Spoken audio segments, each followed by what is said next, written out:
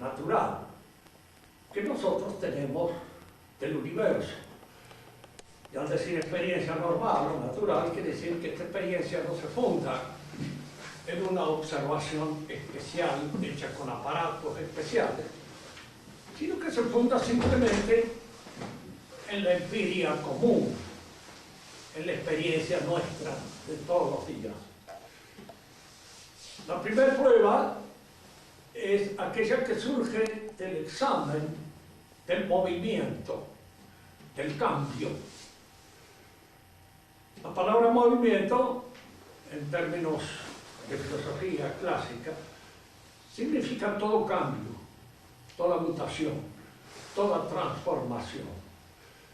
Y el movimiento supone siempre el paso de un estado virtual, potencial, puramente de una capacidad al acto, a la realización efectiva de una perfección.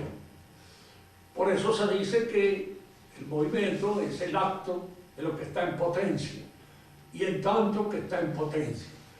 Es decir, siempre es un acto o una perfección, o la realización de esta perfección como un paso de lo que es puramente potencial a lo actual. Santo Tomás parte acá de un razonamiento. Se funda en la inteligibilidad misma de las cosas. Es decir, es un razonamiento fundado en la inteligencia, no en la observación de los hechos, sino en la inteligencia. La observación de los hechos nos lleva a nosotros a la seguridad de que en este universo en el cual nosotros nos movemos, todo está en cambio, todo está en una sucesiva mutación, en un sucesivo movimiento. Tanto es así que podríamos decir, todo lo que sucede en el mundo ahora, ya, es nuevo. El ayer no existe, y el mañana tampoco existe. De manera que el universo mismo es una mutación. Es un paso de lo que está en potencia a lo que está en acto. Pero para que este paso de la potencia al acto suceda, tiene que haber algo en acto que lo sostenga. ¿Qué quiere decir esto? Nosotros sucesivamente cambiamos, pasamos de un estado de capacidad, de potencialidad, de virtualidad a la actualidad. Y esto sucede especialmente en el orden del conocimiento. Tenemos capacidad para conocer ciertas cosas y en contacto con esas cosas pasamos al acto del conocimiento.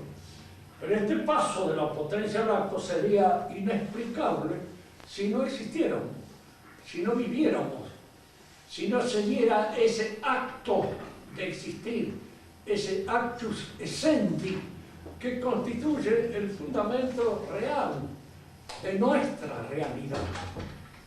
Si no existiéramos, no habría ninguna posibilidad de explicar este movimiento, este cambio. De manera que este movimiento y este cambio está sostenido siempre por el acto de existir, por el acto de existencia que nosotros realizamos. Si nosotros trasladamos esta manera de pensar del orden puramente personal al universo mundo, nos damos cuenta que sin un acto que sostenga el movimiento del universo, el movimiento del universo sería inexplicable.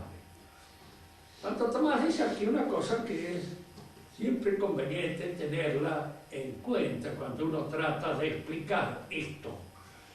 Él dice, no hay necesidad de retroceder en el orden cronológico hacia el principio. Es decir, de explicar el movimiento del mundo desde su iniciación por un acto que lo pone en movimiento. Él dice que ahora mismo, ya, tiene que haber algo en acto que explique el movimiento entero de toda la realidad. Y ese acto es el acto del pensamiento y la voluntad divina que lo sostiene, que sostiene al universo. porque de otra manera no se explicarían los cambios del universo, no se explicaría su movimiento, porque no tendría en qué sostenerse. Este movimiento está producido precisamente por un acto que lo sostiene en su realidad, ya mismo. Es decir, que nosotros ahora, analizando, conociendo, considerando, reflexionando sobre el movimiento, tenemos que llegar a la conclusión de que está sostenido todo ese movimiento del universo por algo que está en alto. Así, análogamente a cómo todos los actos y las mutaciones que en nosotros se producen están sostenidas por el acto de existir. De la misma manera hay un acto en el fundamento de toda la realidad que es la presencia de la inteligencia y la voluntad divina que sostiene al universo en su contexto. Ese es, diríamos, lo que constituye la primera prueba dialéctica, prueba que se funda en razonamiento. Es decir, aquí es donde nosotros tropezamos a veces con ciertos prejuicios nacidos de la ciencia moderna que quieren que las pruebas sean visibles, tangibles, tocables, y no se fundan en pruebas fundadas en la inteligencia y en la razón. Dios no es visible ni es tocable. No hay ninguna posibilidad de dar una prueba visible y tocable de la presencia de Dios porque no pertenece a un orden de realidades visibles y tocables. Dios solo es inteligible y alcanzable indirectamente por la inteligencia a partir de nuestra consideración de las cosas.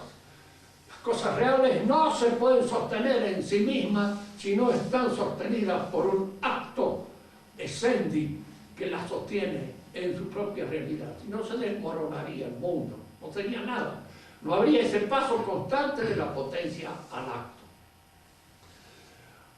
Las demás pruebas de la existencia de Dios son similares a esta, en el sentido que casi todas ellas parten de un hecho que nosotros podemos observar, podemos ver, e infieren la presencia de un principio en función del cual esos hechos se explican, y sin los cuales esos hechos no tienen una explicación plausible.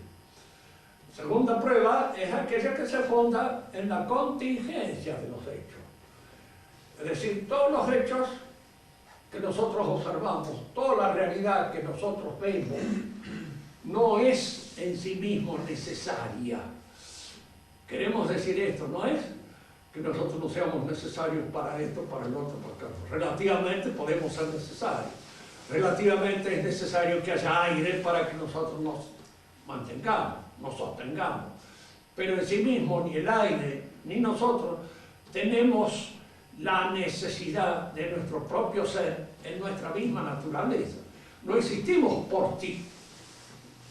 No somos porque necesariamente tenemos que ser. Somos de una manera contingente.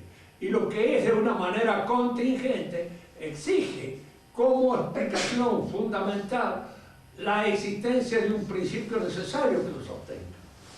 Sin algo necesario que esté en el fundamento mismo de toda la realidad, no hay ninguna posibilidad de explicar este universo que se nos presenta como contingente, como que teniendo un nacimiento en el tiempo, surgiendo de qué. Fíjense que las explicaciones a veces científicas suelen en esto caer en pedido a nuestra imaginación, que no lo son las explicaciones de tipo metafísico. El Big Bang puede parecer una explicación para alguien, pero en realidad no es ninguna explicación. Es decir, que haya habido un estallido en función del cual todo lo que constituye la variedad misma del universo ha ido desplegándose. ¿Desde dónde? ¿A partir de qué? Fíjense que este pensamiento o esta idea de que el caos engendra la realidad es una idea antigua y es una idea que nace en nuestra civilización otra vez de nuevo a partir del romanticismo. Es una idea que, transportándola del orden del mundo físico al orden del mundo de los hombres, es aquella que permite a los hombres creer de que todas las cosas van surgiendo, por ejemplo, del pueblo. El pueblo es el nisus, es el conato, de la cual surge todo lo que es. Una idea romántica, una idea absurda al mismo tiempo, porque no explica nada. Las cosas nacen de la inteligencia de ciertas personas, que son capaces de concebir esto o lo otro, y los otros pueden aprenderlo, pero no nacen así como por ensalmo de esa realidad un tanto caótica y limitada, que no sabemos nosotros qué presencia real oculta a la que llamamos pueblo. Cuando nosotros hablamos de la voluntad del pueblo, de las ideas del pueblo, de la sabiduría del pueblo, estamos hablando de tonterías en el aire, que no tienen absolutamente ningún fundamento real, es decir, no tienen fundamento inteligible. Se fundan en esa apreciación puramente romántica de que del caos surgen las cosas. Nosotros podemos decir aquí con Descartes y con todo el tipo de piedra, es nihil nihil fit, de nada surge. Del caos no surge nada si no hay algo en acto que lo hace. Las cosas que aparecen ante nosotros tienen una inteligibilidad. Y la inteligibilidad de una cosa supone una inteligencia que la realiza. Kant suponía que esa inteligencia era la nuestra. Y que nosotros, al pensar, al conocer, al ver las cosas, las componíamos, las conformábamos, las hacíamos inteligibles, las conformábamos al modelo, a la matriz propia de nuestra inteligencia. Era nuestra inteligencia la que recibía esas especies de sensaciones caóticas, las ordenaban en su interior y constituían el universo, que venía a ser el universo una proyección de nuestra propia inteligencia. La explicación de Kant es una explicación que en alguna oportunidad hemos observado nosotros, hecha con mucha inteligencia, pero a veces se olvidan un pequeño detalle. El pequeño detalle a veces es este: ¿por qué razón nos equivocamos? Porque de acuerdo con la forma de pensar de Kant, el error no es posible. Todo lo que se me presenta a mí está así, en mi inteligencia, y está conformado por mi inteligencia. Y luego cuando yerro, ¿en dónde se produce el desfasaje? ¿De mi inteligencia con qué? Aquí es donde el pensamiento clásico nos enseña. El conocimiento, siempre en el conocimiento puede haber un desfasaje entre lo que yo entiendo y la idea divina que sostiene la realidad. Yo trato de comprender la idea divina, pero nunca la comprendo en toda su plenitud. ¿Por qué no la comprendo? Pues si la comprendiera en toda su plenitud, las cosas estarían en mi mente, tal como están en la mente divina. Y tal como están en la mente de la segunda persona divina, que es la persona divina misma, reflejada en su propio pensamiento, exhaustivo y total. Nosotros eso cometemos errores, y el error supone un desfasaje, es decir, supone de alguna manera la imposibilidad de que nuestra inteligencia cubra toda la inteligibilidad de las cosas, porque nuestra inteligencia no es la inteligencia de Dios. Conocemos lo que podemos, nos aproximamos al pensamiento que Dios tiene de las cosas, y en esa aproximación al pensamiento que Dios tiene de las cosas es donde se juega toda la limitación, la proyección y la posibilidad de nuestra inteligencia. Partimos entonces siempre de este hecho, que es un hecho que se impone a nuestra inteligibilidad. Todo lo que hay en el universo está sostenido por una inteligencia capaz de pensarlo y de sostenerlo. Hemos dicho en varias oportunidades aquí hablando y exponiendo la prueba de la existencia de Dios de tipo platónico, que cuando nosotros penetramos en una realidad, lo que realmente la constituye es una idea. Es una programación de los elementos materiales que la constituyen. Y si es una programación de los elementos materiales que la constituyen, es una idea lo que le está sosteniendo. Pero es una idea efectiva, es una idea real, sostenida realmente en la mente de Dios y a la que nosotros solo podemos llegar de una manera asintótica. Podemos llegar, diríamos así, extrayendo o dejando de lado todo aquello que nuestra inteligencia no puede crear, no puede penetrar. Toda su realidad individual y concreta escapa a nuestra inteligencia. Yo no puedo conocer a ustedes, pero mis conocimientos de ustedes no son ustedes. Y el conocimiento que Dios tiene de ustedes son ustedes. Lo que verdaderamente son ustedes es lo que Dios conoce de ustedes. Por eso, de alguna manera, aproximarse a sí mismo, entrar en su propia realidad, es, en alguna medida, entrar en el pensamiento que Dios tiene de nosotros mismos. La tercera prueba está fundada en la causa eficiente. Aquí conviene que digamos algo acerca de lo que son las causas en el pensamiento tradicional. El pensamiento moderno ha renunciado a la idea de causa. ¿Por qué? Porque la causa no es nada visible, no es constatable. Hay un fenómeno que se constata y otro que de alguna manera se proyecta a raíz de este.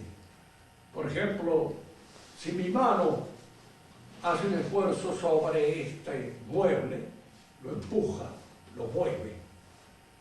Yo lo que puedo observar es el fenómeno de las manos apoyados sobre el mueble y luego el movimiento del mueble, que es otro fenómeno que se produce. Pero que mis manos sean causa de ese movimiento, la palabra causa introduce aquí un elemento inteligible que no es de ninguna manera constatable, observable, medible, mensurable.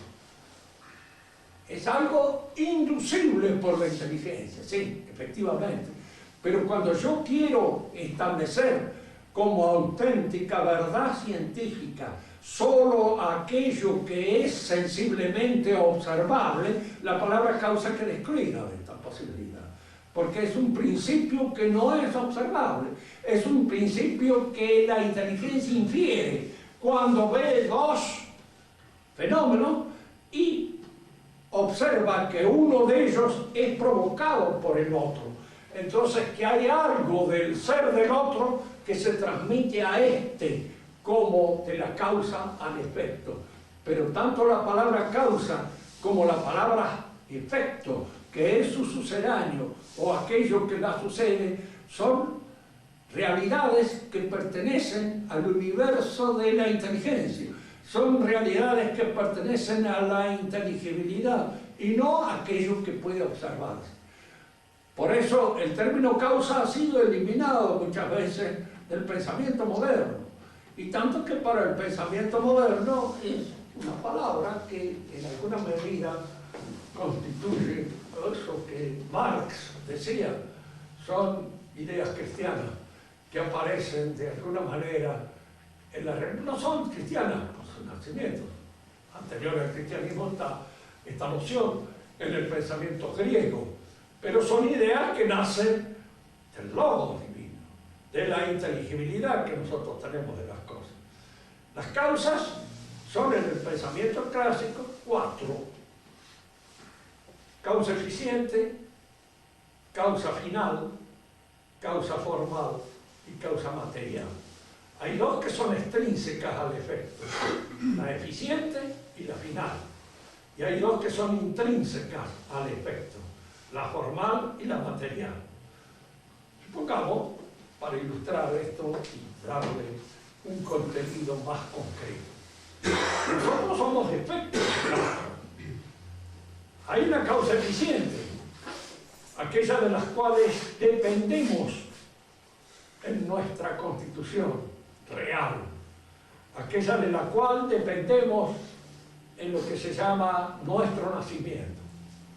Esta causa eficiente, inmediata, constatable, son los padres que nos generan a nosotros.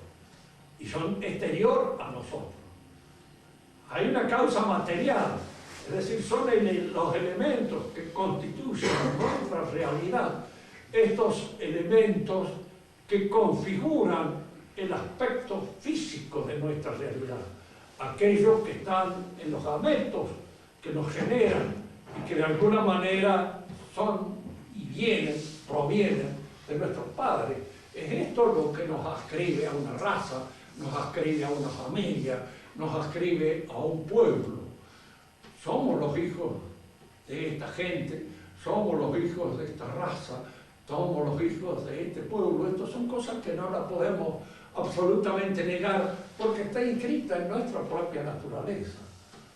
Y luego está la forma, el alma nuestra, aquello que constituye la causa formal, aquello que anima ese contenido corporal que está dado por los gametos reproductivos, que está dado por lo que el padre y la madre aportan, los anima, los sostiene y los hace ser esta persona que somos nosotros. Ahora, es indudable que la causa eficiente de esa causa formal, de esa alma, no puede ser un padre. Diríamos, un embriólogo me diría, no son los padres, ¿quiénes son? Están ahí, los gérmenes. Sí, bueno, pero ustedes no dejen de observar y no pueden dejar de observar que este ser que nace es una persona, un yo, absolutamente nuevo, que no es el padre ni es la madre, que no está como yo, como persona, como futuro dueño de su libertad, como futuro señor de sus actos, no está contenido en ninguno de los dos gametos. Ninguno de ellos los contiene. Porque si no, uno podría decir, ¿cuál es el ¿en dónde está la personalidad?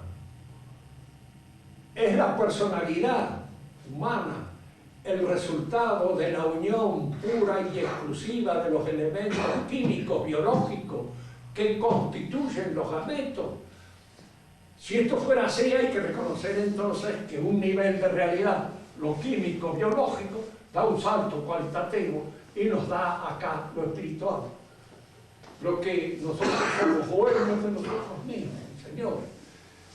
Es por esa razón, diríamos así, que el alma humana es en el pensamiento clásico atribuido a una actividad eficiente de Dios mismo. Es Dios el que la produce. Porque si no, habría que admitir de que de lo más, de lo menos, sale lo más. Y entonces hay un efecto que es superior a la causa que lo provoca. Nosotros podemos engendrar un hijo, somos conscientes de esa realidad, pero el hijo sale una persona distinta a nosotros y no está hecho por nosotros. No lo hemos hecho en su personalidad.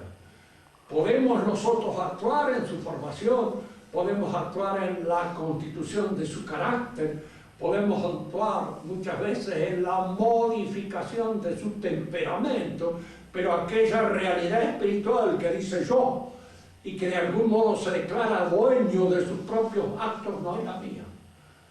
De manera que no soy yo el que intervengo como causa eficiente, porque eso que está allí, eso no es una proyección de mí mismo.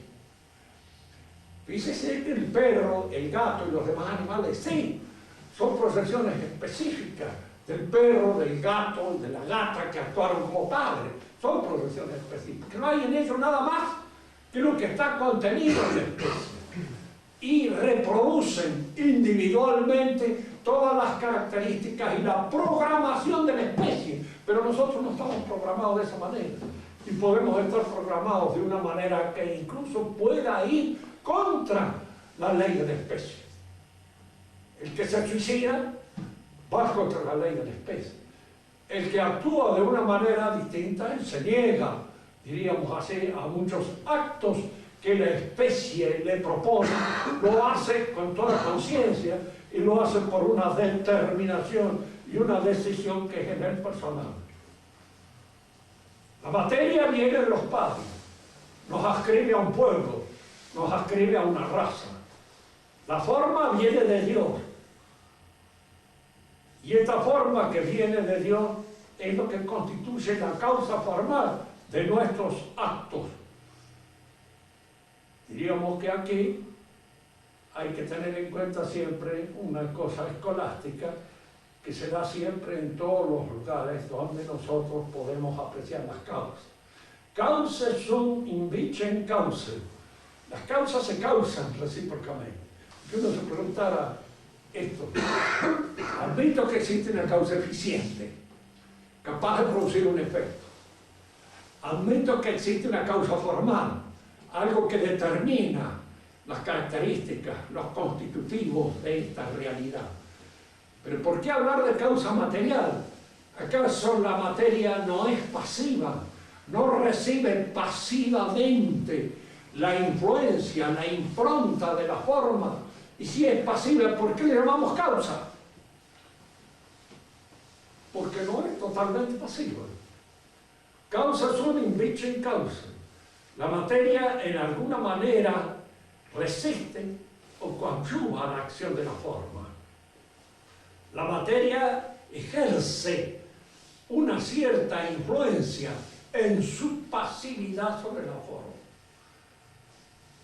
Lo vemos nosotros muchas veces en el hecho, por ejemplo, alguien quiere hacer una estatua con una madera. No siempre la madera es dócil a la acción del artífice. Y esa oposición que la materia pone es la que a veces puede modificar un poco el tono, el matiz, las características de la acción que el artífice quiere darle a la estatua. La forma, entonces, en alguna medida, sufre la influencia, ya sea por el carácter de resistencia o no, de la materia que está informando. Y la causa final es aquello para lo cual una realidad está hecha. Cuando nosotros hablamos del hombre, que lo hemos tomado acá como ejemplo, porque es mío, y nos preguntamos cuántas veces para qué estamos hechos. Suponemos, a partir de todas estas cosas que hemos venido hablando, que Dios nos ha hecho para algo. Y ha querido decir algo con cada uno de nosotros. Porque nosotros somos palabras en el gran poema de la creación, que es divina. Y este gran poeta de la creación divina no dice palabras de gusto, no dice palabras inútiles. Todo tiene su sentido. De alguna manera algo ha querido decir conmigo. Personalmente no lo sé.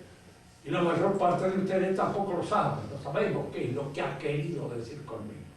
Pero de alguna manera me doy cuenta de que a través de toda mi existencia me ha ido llevando por cosas, por caminos, a hacer cosas que yo tal vez no estaban así dispuestas en mi voluntad, en mis deseos, en mi, digamos, en lo que yo podía creer en un momento determinado que fuera mi vocación.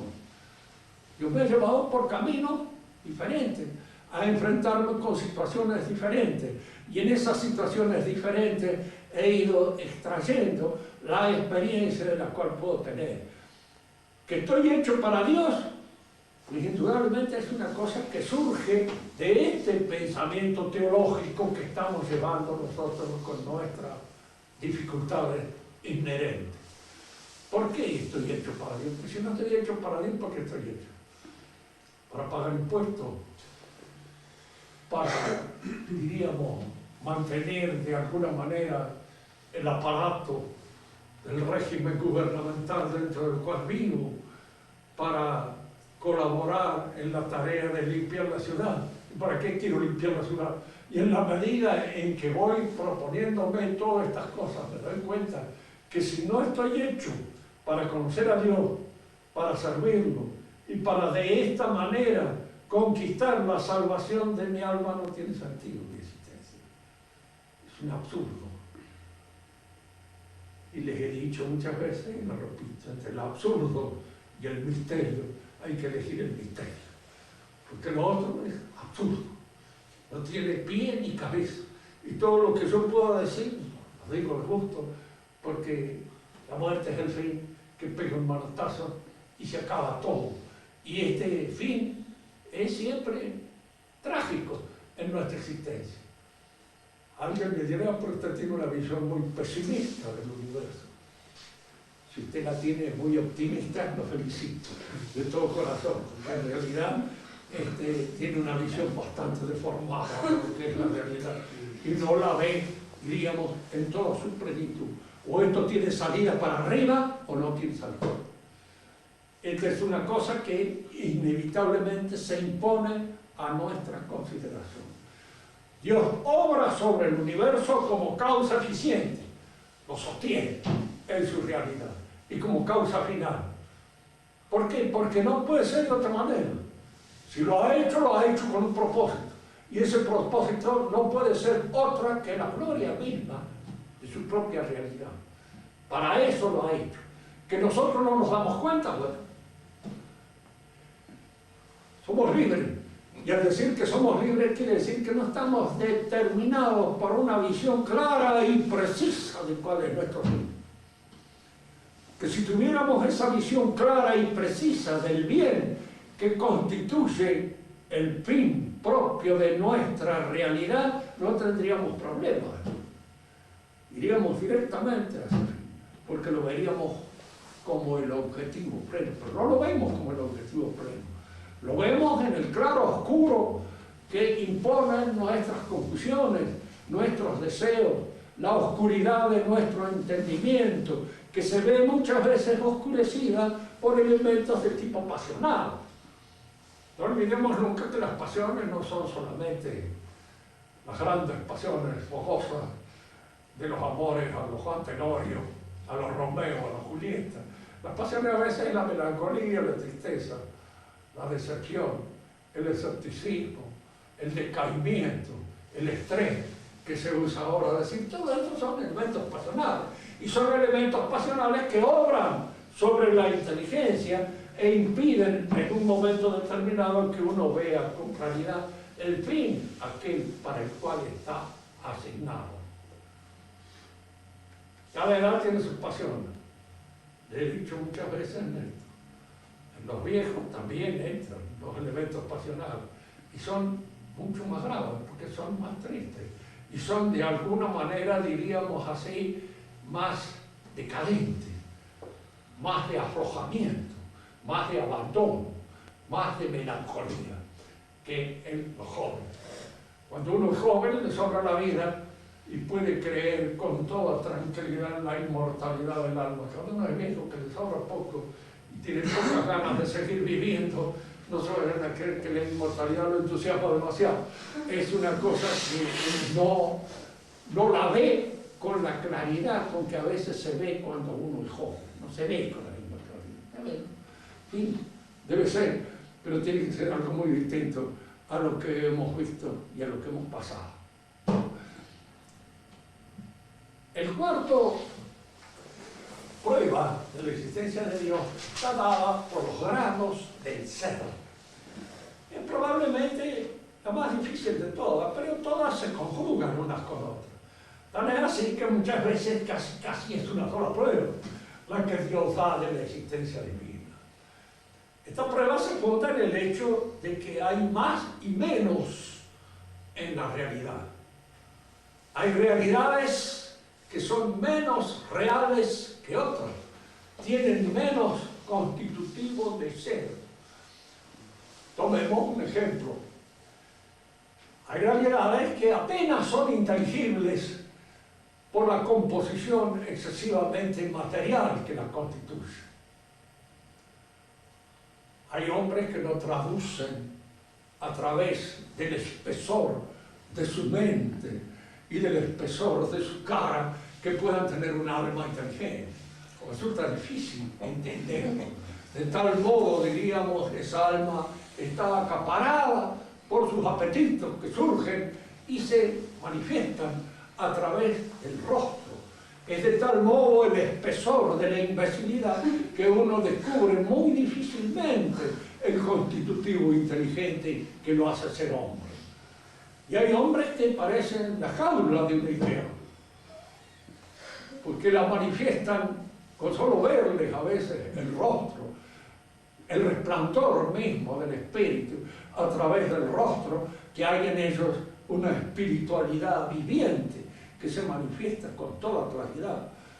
No olvidemos nunca que la ininteligibilidad de una cosa es o bien por el espesor de la materia o bien por el esplendor de la inteligencia. Son dos longitudes de onda que nosotros no alcanzamos a veces a discernir. Una por opacidad y la otra por excesiva diafanidad.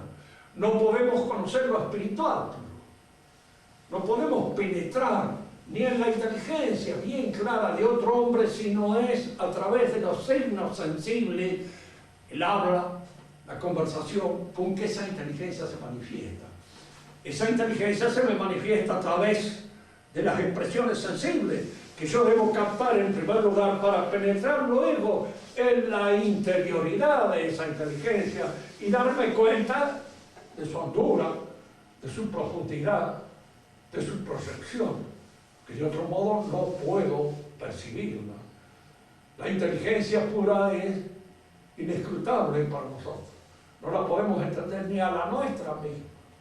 No podemos penetrar en nuestra interioridad. Tenemos que pensar, y no se olviden, pensar es hablar.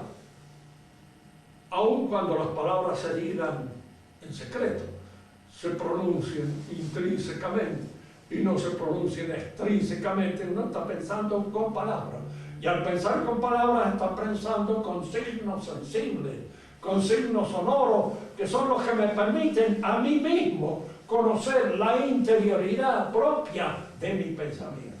De otro modo no lo conozco. Me siento entonces frente a la realidad así. La realidad tiene grados de ser.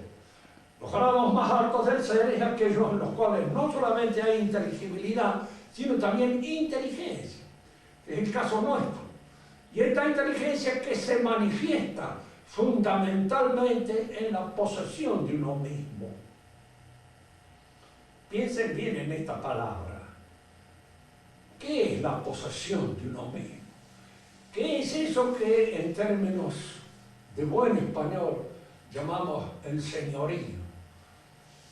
Aquello que me hace ser dueño de mi propia realidad. La pregunta que ahora cualquiera se le puede ocurrir: ¿crees que soy verdaderamente dueño de mi propia realidad? No soy hasta por ahí nomás. A veces mi realidad se me escapa, se me va de la mano. Aparecen elementos en mi personalidad que escapan al control de mi señorío, que se van del control de mi señorío, que me hacen hacer cosas que no quisiera hacer, y las hago. Video meliora, promoque deteriora secum, dice en latín. Veo lo mejor, estoy de acuerdo, y hago lo peor. Porque en un momento determinado, viendo lo mejor, estando de acuerdo que eso es lo que debo hacer, hago lo peor, porque no hay un control de mí mismo, porque hay elementos pasionales que se me escapan, porque hay elementos apetitivos de los cuales no logro un dominio completo y se me van.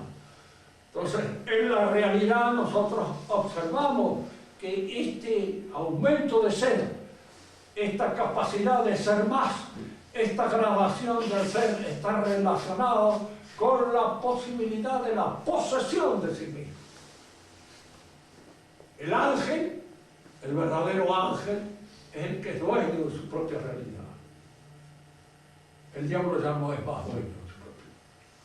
Por eso no conoce el bien del intelecto, como dice Dante. No conoce el bien del intelecto, conoce el mal. Conoce todos los laberintos que conducen a la caída, pero no lo conoce. Por eso va y lo tienta a nuestro Señor. ¿Por qué? Porque no lo conoce, no sabe qué es Dios.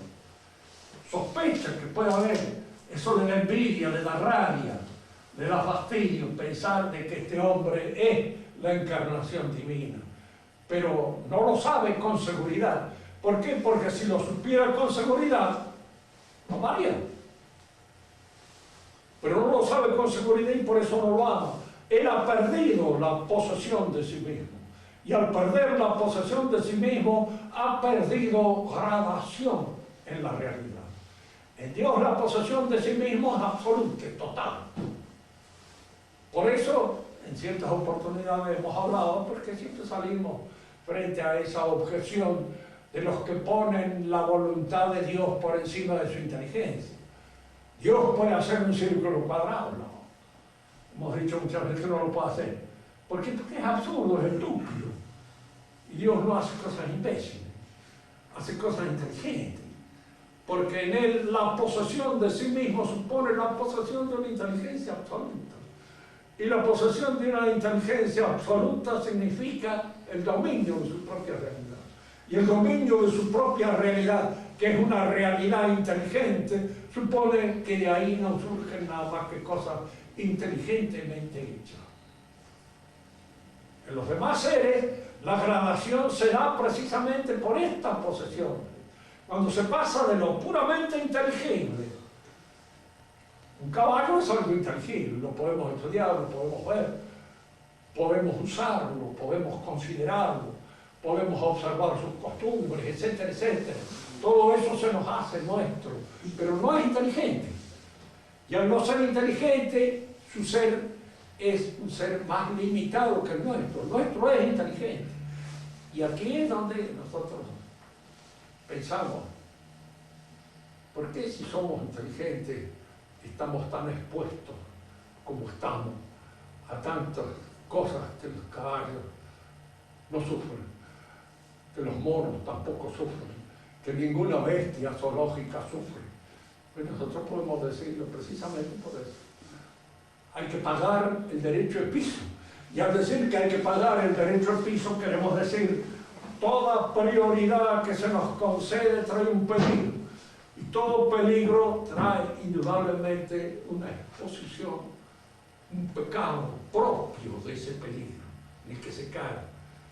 Pecados de inteligencia cometerá el inteligente, nunca el imbécil. El imbécil comete pecados de imbecilidad, pero no pecados de inteligencia. Comete pecados de torpeza, pero no de inteligencia. El hombre fuerte puede cometer errores que nacen precisamente de su fortaleza, que nacen de su vigor, y no los puede cometer el que es débil. ¿Por qué? Porque aunque tenga ganas no puede hacerlo, porque le falta precisamente, diríamos, la fuerza para poder hacerlo, para poder realizarlo. Por eso también, en los grandes pueblos, como en los grandes hombres, los defectos, los elementos pasionales, nacen a la altura de sus capacidades. Yo muchas veces he visto esto. Los judíos fueron elegidos como pueblo. Cuando Cristo vino y fundó la iglesia, no tuvo en cuenta al pueblo judío. No la juntó como una sucesión del pueblo judío que fuera el mismo pueblo judío, no lo hizo. Eligió a este, a aquel, al demás. Eran indudablemente súbditos del pueblo de Israel, pero eran personas elegidas por él. Y la sociedad católica se funda como una sociedad de personas, no como un pueblo.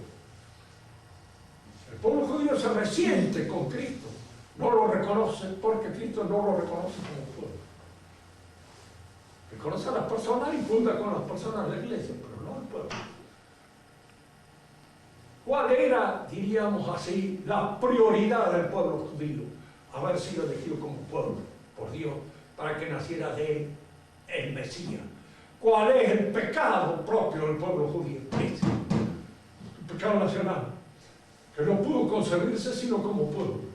Y al no ser elegido como pueblo para ser cabeza sacerdotal de todos los demás pueblos, se resiente.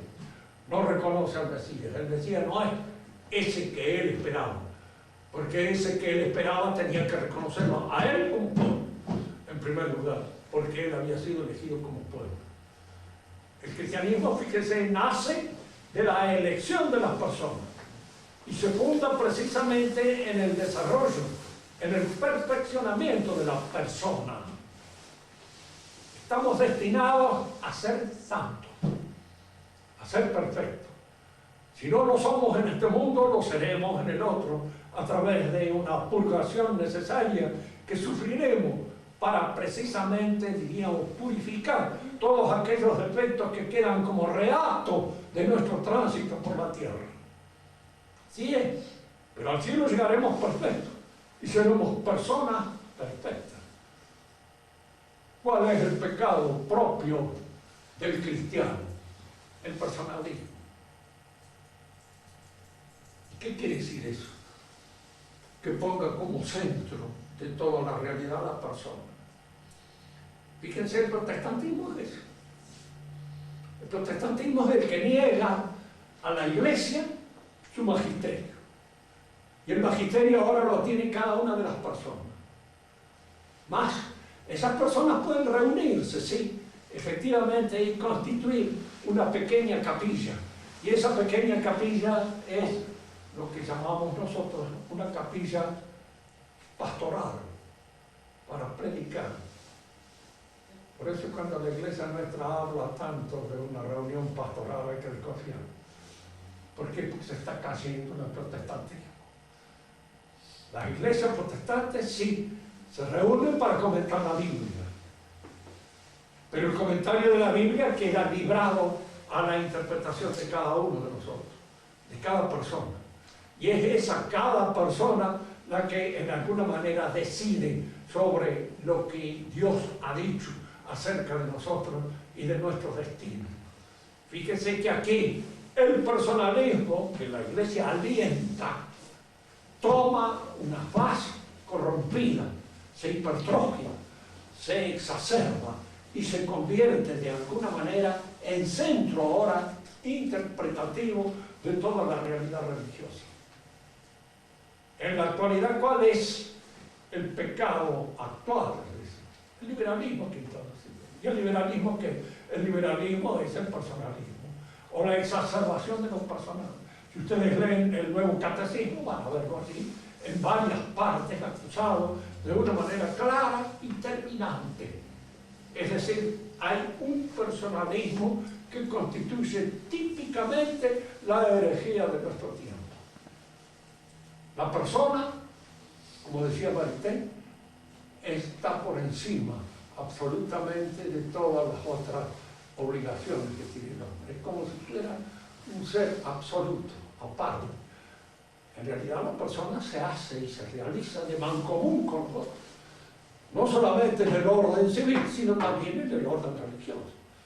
No podemos alcanzar nuestra salvación de espaldas a nuestros hermanos, de espaldas a todos los demás, porque allí estamos faltando al fundamento principal de todas las virtudes, la caridad.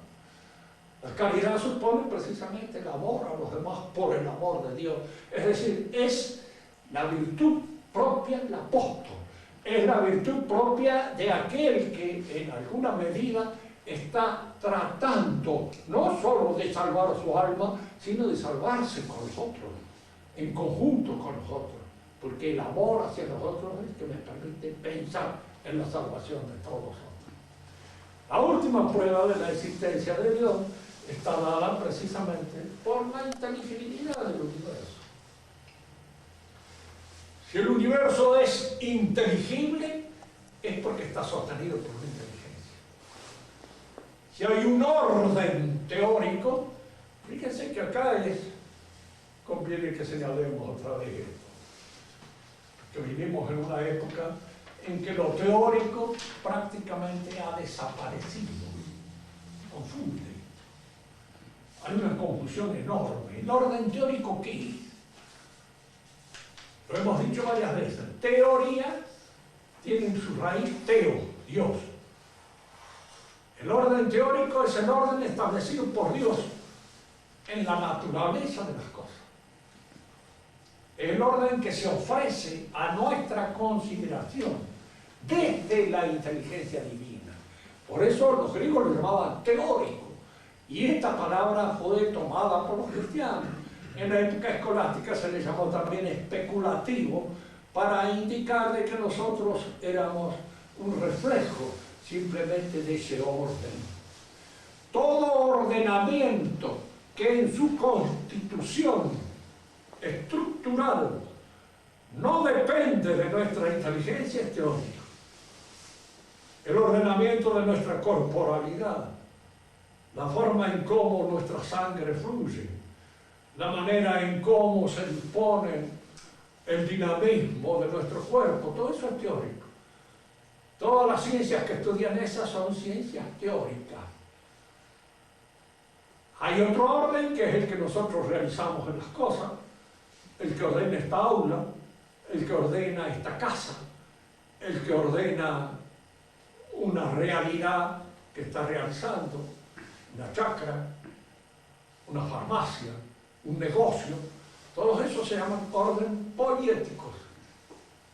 La palabra griega poiesis es la que mejor traduce toda esta íntima realidad, porque los sucedáneos en español no dan la plenitud de toda esta terminología, de toda esta latitud que abarca el término poiesis. Todo esto pertenece al orden poético. El orden práctico es el orden que yo realizo en mis actos libres para adquirir la posesión de mí mismo y lograr mi perfeccionamiento. Por eso el orden práctico está dividido en monástico, personal, familiar, político. Abarca estas tres dimensiones, porque todas estas dimensiones constituyen una praxis, constituyen el orden práctico. Eso es que los comunistas llaman praxis, pero los comunistas llaman praxis a la poiesis. No le llaman praxis a la praxis. Si alguien me pregunta idea por qué más no entendía el griego, no, lo sabía mucho mejor que yo, porque había estudiado mucho mejor que yo. Había estudiado en muy buenos colegios, bien pagos, a los cuales estaba acostumbrado ahí, sabía mejor griego que yo, porque leía el griego bien. Sí. Pero es que en el término griego a veces estas palabras pueden ser confundidas. Dentro de la escuela de Aristóteles fueron distinguidas y destacadas claramente la poiesis de la praxis.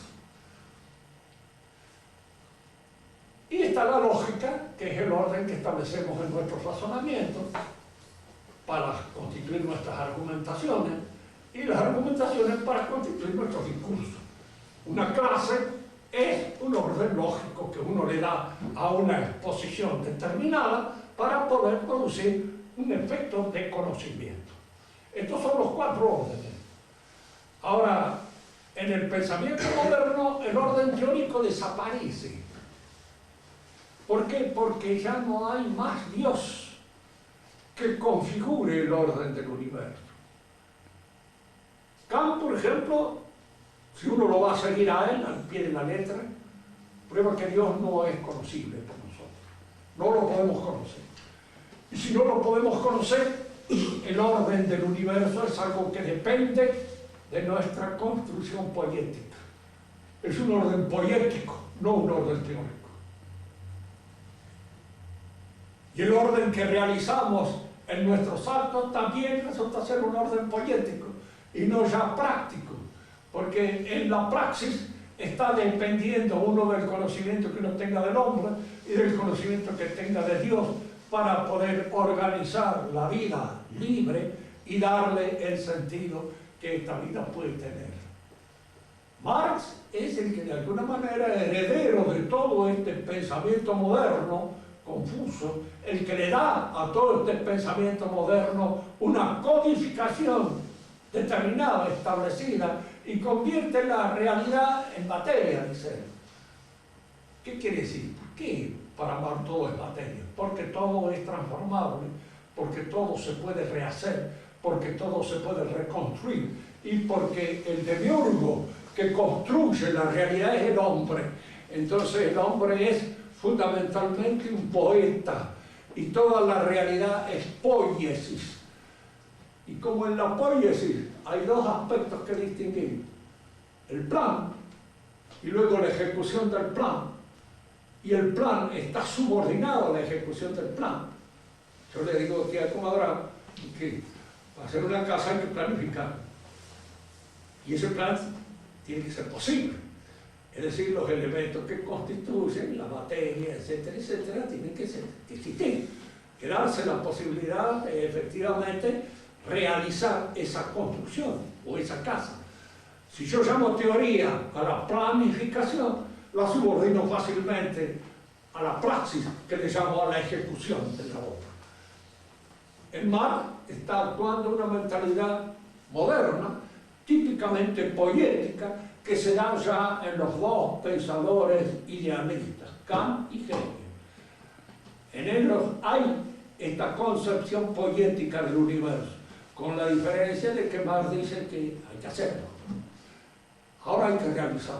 Dejémonos de estar pensando en que esto se puede realizar, sino en realizar. Con esto damos por terminada nuestra referencia a las tesis tomistas y quedo a la disposición de ustedes si quieren que les dé algunas otras clases. Podemos conversar. ¿Tienen alguna pregunta que hacer? A ver, usted, Clarita, que está dispuesta a hacer preguntas. Profesor, No, primero. No, para sacarte la dificultad. En Marx, la praxis, ¿qué es bien? No entiendo cuál, porque... Bueno, la palabra praxis le da el sentido de lo que nosotros llamamos poiesis. ¿Pero qué vendría a ser? ¿Como teoría y práctica al mismo tiempo? Lo que pasa es esto, él llama teoría a la parte planificadora de un proyecto poético. Pongamos, por ejemplo, quiero hacer un gobierno, lo planeo. Esa planificación le llaman teoría política. Y luego viene la realización, y que le llama praxis. Pero está hablando mal el griego, es decir, no es que lo hable mal el griego, porque el griego se presta a esas confusiones. Siempre fue un idioma muy rico y que se presta mucho a las confusiones en el uso de las palabras. Por eso los bizantinos discutían tanto y hablaban tanto. Los latinos menos, porque tienen más precisión jurídica en el uso de los términos. Pero a partir de la escuela de Aristóteles se le dio poiesis al nombre, a la ejecución de obras exteriores o interiores al hombre. O por ejemplo, si te presentas delante de alguien y querés hacer un papel X, hacer un poco de teatro. Bueno, eso ya pertenece a la poiesis, no a la praxis. Porque la praxis es aquello cuando ordenas todas tus actividades en función de tu perfeccionamiento. Pero cuando querés imponer una imagen o querés dar una impresión determinada, haces teatro. Y al hacer teatro estás en la poiesis. Peinarse es poético, vestirse es poético, arreglarse, todo eso pertenece al orden de la cosmética, que es poética.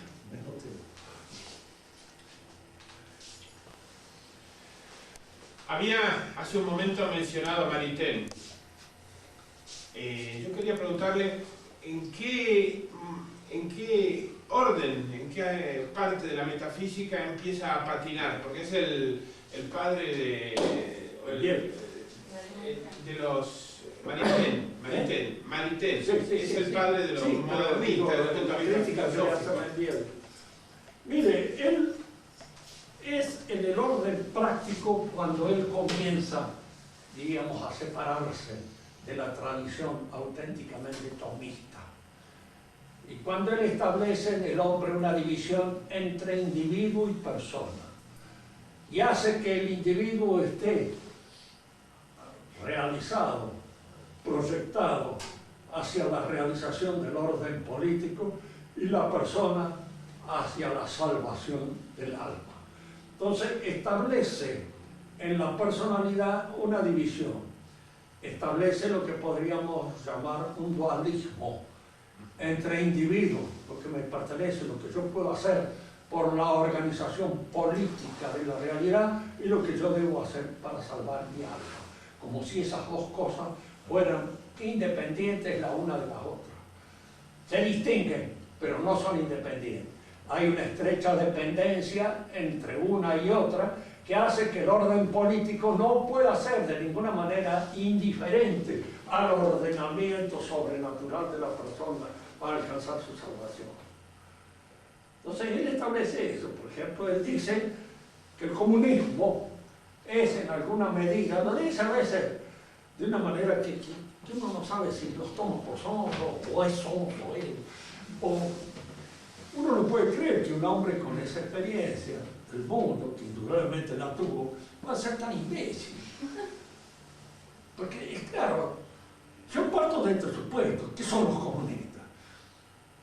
Individuos que tratan de organizar la sociedad para mandarla y hacer lo que se le da la real gana, gracias a ese, diríamos, acumulación de resentimientos, de odios, de envidia, de frustraciones, que significa la mayor parte de la gente que la sociedad de consumo no alcanza, supongo. Hay muchísimo. Yo lo exploto, lo organizo y lo lanzo contra la sociedad. Ahora, que yo crea que esos individuos están persiguiendo pura y exclusivamente la ayuda del huérfano y de la viuda es una imbecilidad. No se caen mal. Esa gente lo que quiere es poder. ¿Y para qué quiere poder? Para gozar del poder. Simplemente. Y cuanto más absoluto sea, mejor. Eso es lo que quiere. Entonces Maritain habla como si el mundo soviético hubiera sido organizado simplemente para solucionar los problemas de los pobrecitos. Hay una cosa que efectivamente a los pobres no los quiere nadie, los santos solamente, y nuestro Señor Jesucristo, podían creerlo. Los demás lo quieren para sacarle votos, para sacarle esto, sacarle el otro, buscar de alguna manera apoyarse en el lomo de ellos con el objeto de alcanzar un propósito determinado. Esa es la realidad. Por ahí le viene un cura trasnochado, de los que hay ahora muchísimos, y le dice: no podemos nosotros hablar del Evangelio si antes no solucionamos el problema del hambre. Y el problema... Bueno, muy bien, pero para solucionar el problema del hambre, ¿con qué gente contamos? O tenemos que empezar por la transformación de la gente para que efectivamente luego se conviertan en repartidores de lentejas, que no se roben la mayor parte de las lentejas ni se queden con ellas. Siempre el problema planteado por nuestros señores es que hay que convertirse uno primero. Buscar el reino de los cielos, lo demás se dará por añadidura. Pero nosotros buscamos primero las añadiduras para luego alcanzar el reino de los cielos. Nos hace pensar en aquel judío que había interpretado amar a Dios por sobre todas las cosas. Decía: por eso yo trato de tener todas las cosas, subirme arriba de ella y amar a Dios.